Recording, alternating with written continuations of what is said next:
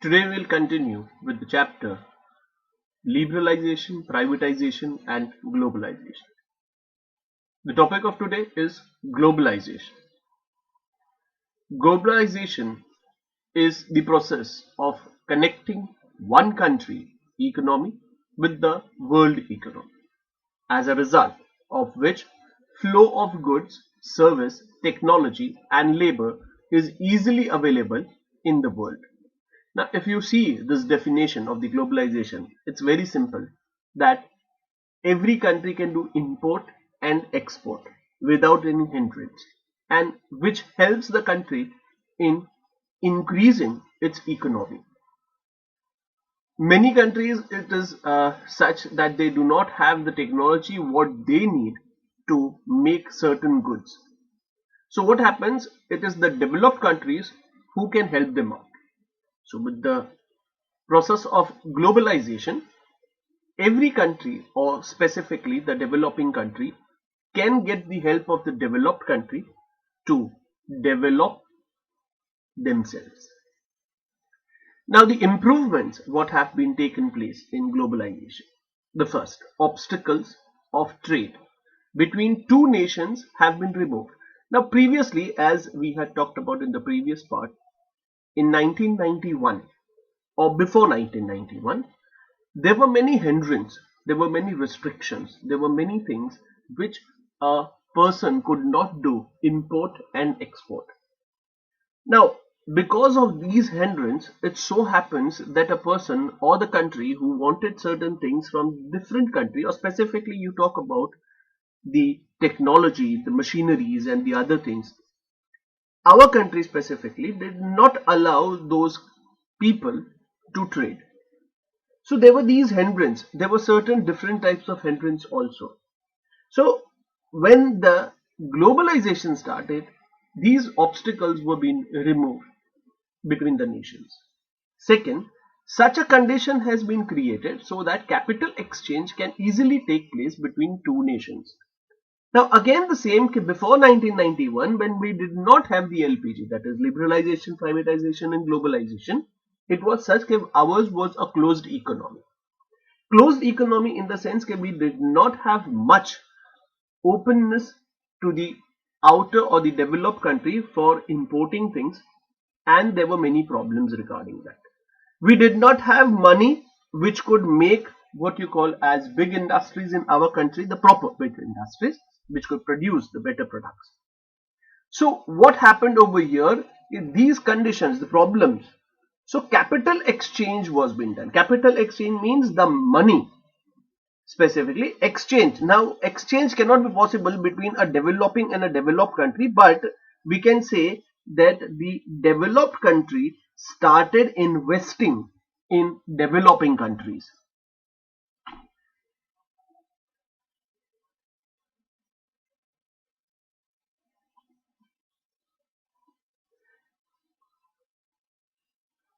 Third point, obstacles in the way of exchange of technology have been removed. So as I said, the technologies were needed for the developing country, and what happened is these hindrances did not allow the developing country to buy things, and the developed country did not sell certain things. That's because they did not want them to know how they made or what were the procedures, and if they would come to know, they would start becoming developed. Free exchange of labor may be there among different nations of the world. Now, free exchange of labor. Now, why labor? Now, the reason behind the labor is, by labor, please do not put into your mind that the people who are only the working class or the workers. No, we have those intelligent people in the companies which could go into different countries and make the other people understand and help them out. It's like they are doing the research and development in their country, and then they are helping the other countries also. So these are also a part of labor. If you remember, in the 15th chapter, we are talking about the four factors of production: land, labor, and capital, and entrepreneur. Now, labor is not the workers. They are all the people who are doing work in any way, right? It's not only the manual labor. So there was an exchange of these type of people which would help the nation in becoming better. So what were the effects of globalization? There were mixed effects on Indian economy. Many advantages we got, and there were many disadvantages also. So let's talk about the advantages first. First, what we got was foreign direct investment. That is what I told before, that the foreign countries were eager to put their money into our country or developing country. So we got the encouragement of FDI. We got what you call as FDI, what we needed, the foreign direct investment. If the investment is more in our country, there would be more of factories and there would be more of employment. So this was a good factor for us. Second, goods produced in the developed country can easily be obtained. Now, if you see, after 1991, there were certain goods which we could never get it in the market, which was easily available because of the globalization factor. Third, developing countries like India can withstand competition at international level due to globalization. So now it was such that we could stand in the competition with them in every way because now there was free trade among the countries. But there were certain disadvantages also. What were the disadvantages? Except Accepted success has not been attained. Expected. You know, we expected that when we sign this, what you call as LPG or liberalization paradigm, we change our economic process and everything, the structure of our economy when we change them. So we thought that we would be able to gain a momentum in our economy, and the problems what we are facing about the poverty and unemployment would be removed. But actually, this did not happen. Second point says the developing countries have not acquired proper benefit of increase in export. We were not able to export much of the things what we needed. Now, if we export, then and only then we would be able to earn foreign exchange.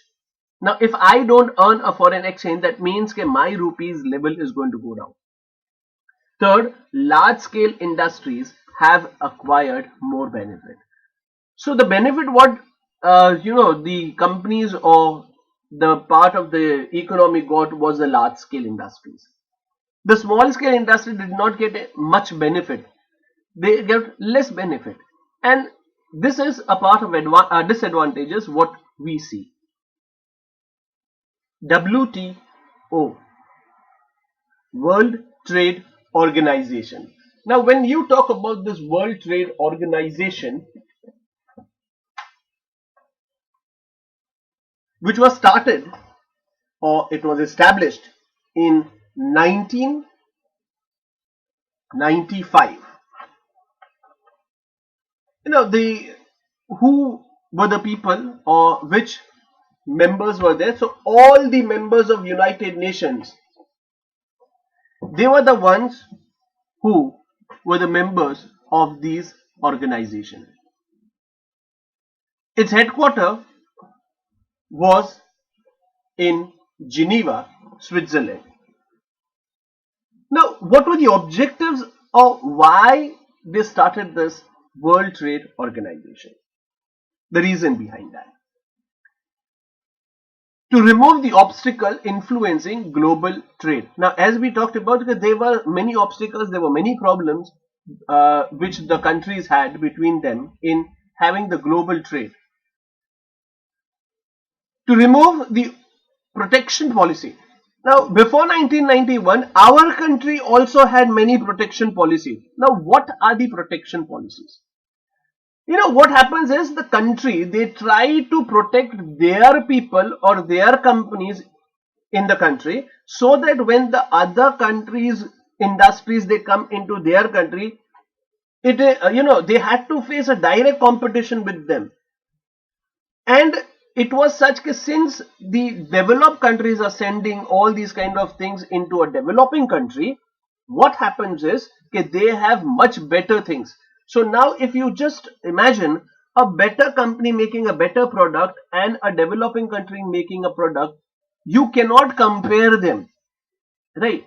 And on the other side, you can say that it becomes costly for the developing country also to make a certain product.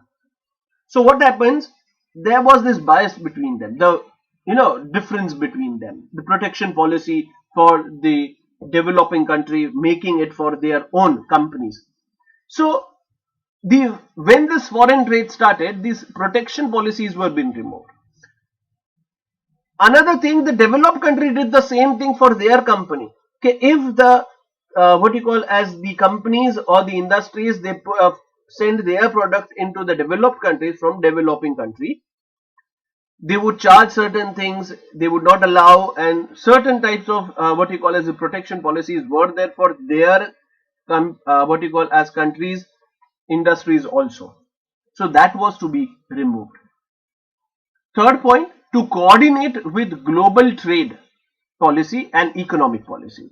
Coordinate in the sense that they had to work together to solve the trade related. If any country had any problems, it should be solved, right? And there should not be any problem between the world countries. Now, what were the functions of the WTO? They had to set up a required structure for implementation of agreement related to multinational trade and agreement. So they had to do this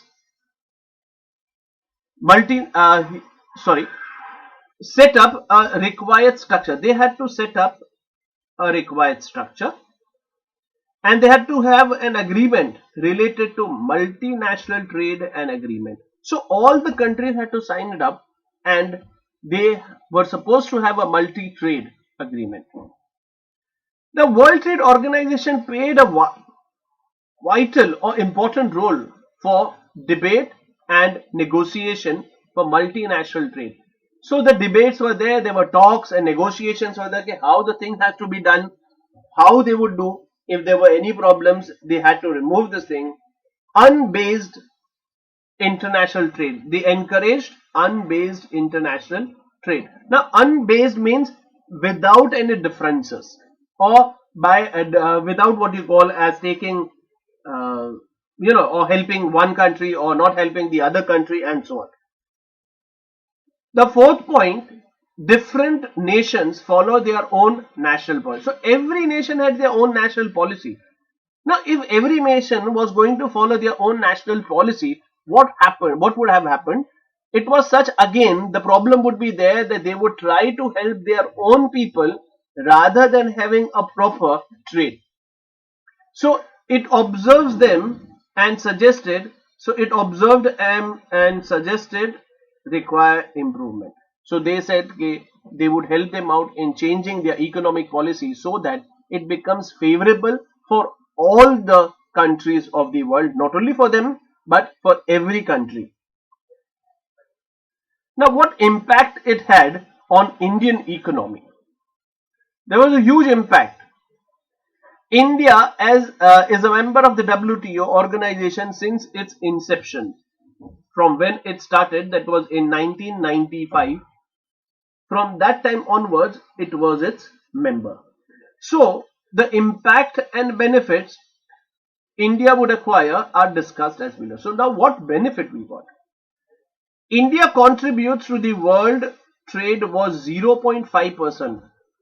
Previously it was 0.5% before we signed these things. Our export have increased tremendously.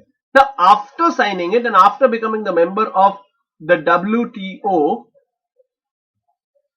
we have exported much more than what it had increased to 1%.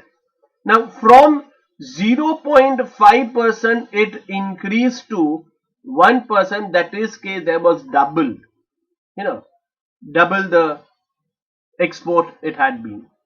Export of ready-made clothes of our country has increased.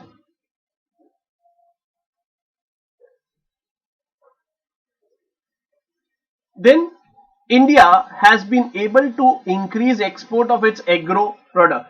Now, not only what we call as the ready-made clothes, but also agro products. Now, as we talked in the 15th chapter, that our country is an agrarian country. So, nearly about more than 50% of our population is in agriculture.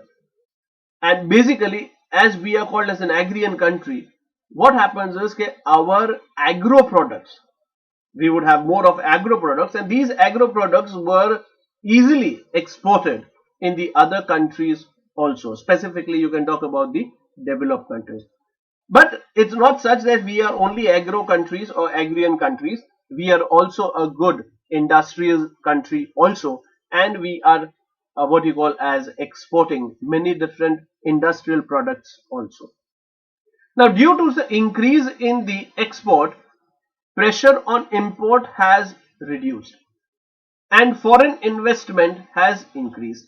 So, since we are exporting, or rather, our exporting has increased, so what happens with the pressure on import? Now it was such that since we were not able to make many things in our country before 1991, so what happened is we were definitely relied on better products, or rather I would say that we were not able to make good products in our country because of the lack of technology and the machineries, and therefore we were more reliable on the what you call as imported things before 1991. And therefore what happened was that our what you call as the source of money or the money decreased. But when we started making things in our country and we started increasing export, so the pressure on import reduced. Foreign investment started coming into our country, and therefore what happened, we were able to make better products in our country. Thus, as a member of the World Trade Organization, India will not only get the above mentioned benefits but also has to comply with some condition. So it's not only this case we are only going to get benefits, but we have to follow certain rules and regulations also. Like the developing countries, they are also going to follow these rules.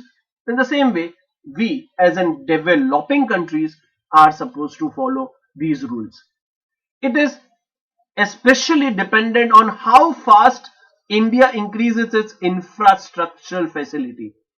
Now, if you talk about this, right now at the present stage, our infrastructure facility is very good comparatively what we had nearly about 15-20 years back, or maybe 30 years back.